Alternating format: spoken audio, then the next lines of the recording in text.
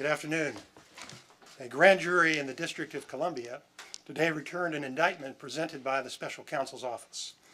The indictment charges 13 Russian nationals and 3 Russian companies for committing federal crimes while seeking to interfere in the United States political system, including the 2016 presidential election. The defendants allegedly conducted what they called information warfare against the United States, with the stated goal of spreading distrust towards the candidates and the political system in general. According to the allegations in the indictment, 12 of the individual defendants worked at various times for a company called Internet Research Agency, LLC, a Russian company based in St. Petersburg.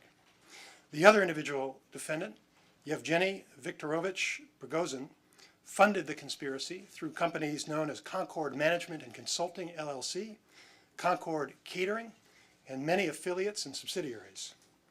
The conspiracy was part of a larger operation called Project Lakta.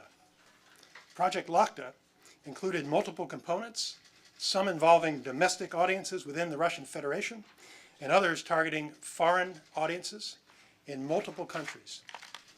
Internet Research Agency allegedly operated through Russian shell companies. It employed hundreds of people in its online operations, ranging from creators of fictitious personas to technical and administrative support personnel with an annual budget of millions of dollars. Internet Research Agency was a structured organization headed by a management group and arranged into departments, including graphics, search engine optimization, information technology, and finance departments. In 2014, the company established a translator project focused on the United States. In July of 2016, more than 80 employees were assigned to the translator project. 2 of the defendants allegedly traveled to the United States in 2014 to collect intelligence for their American influence operations. In order to hide the Russian origins of their activities, the defendants allegedly purchased space on computer servers located here in the United States in order to set up a virtual private network. The defendants allegedly used that infrastructure to establish hundreds of accounts on social media networks such as Facebook, Instagram, and Twitter, making it appear that those accounts were controlled by persons located in the United States. They used stolen or fictitious American identities, fraudulent bank accounts, and false identification documents. The defendants posed as politically and socially active Americans, advocating for and against particular candidates. They established social media pages and groups to communicate with unwitting Americans.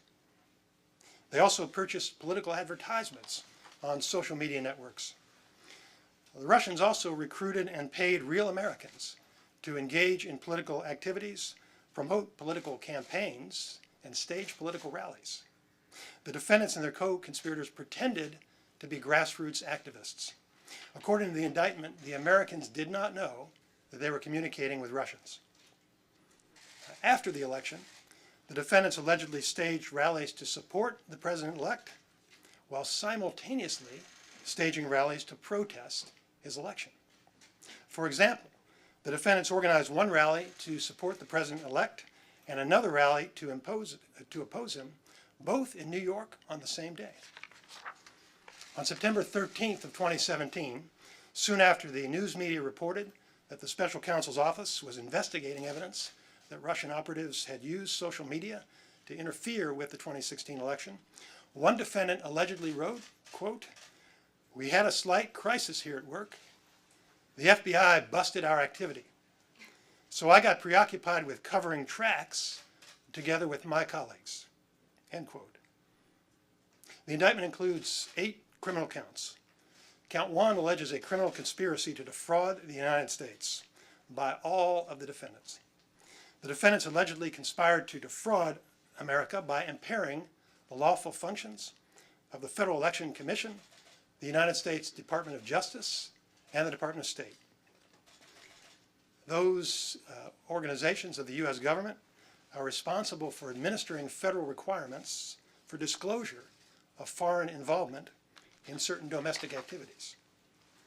Count 2 charges conspiracy to commit wire fraud and bank fraud by Internet Research Agency and 2 of the individual defendants.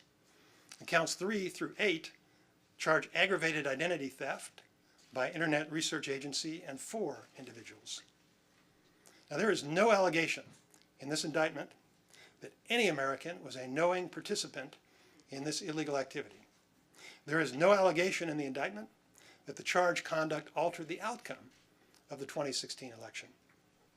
I want to caution you that everyone charged with a crime is presumed innocent unless and until proven guilty in court. At trial, prosecutors must introduce credible evidence that is sufficient to prove each defendant guilty beyond any reasonable doubt to a unanimous jury. The special counsel's investigation is ongoing. There will be no comments from the special counsel at this time. This indictment serves as a reminder that people are not always who they appear to be on the internet. The indictment alleges that the Russian conspirators want to promote discord in the United States and undermine public confidence in democracy. We must not allow them to succeed. The Department of Justice will continue to work cooperatively with other law enforcement and intelligence agencies and with the Congress to defend our nation against similar current and future efforts.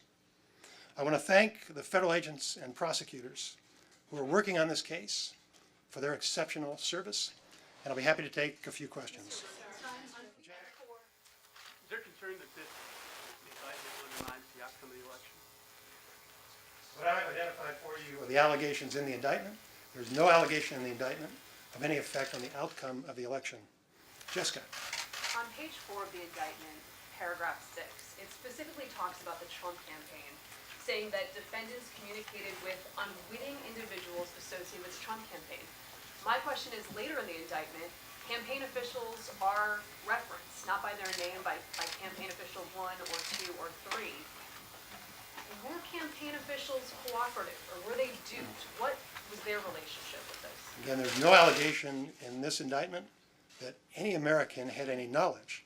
And the nature of the scheme was that the defendants took extraordinary steps to make it appear that they were ordinary American political activists, even going so far as to base their activities on a virtual private network here in the United States. So if anybody traced it back to that first jump, they appear to be Americans. Catherine. Have you had any assurances from the Russians that they will provide these individuals for prosecution? There's been no communication with the Russians about this. We'll follow the ordinary process of seeking cooperation and extradition. Thank you very much.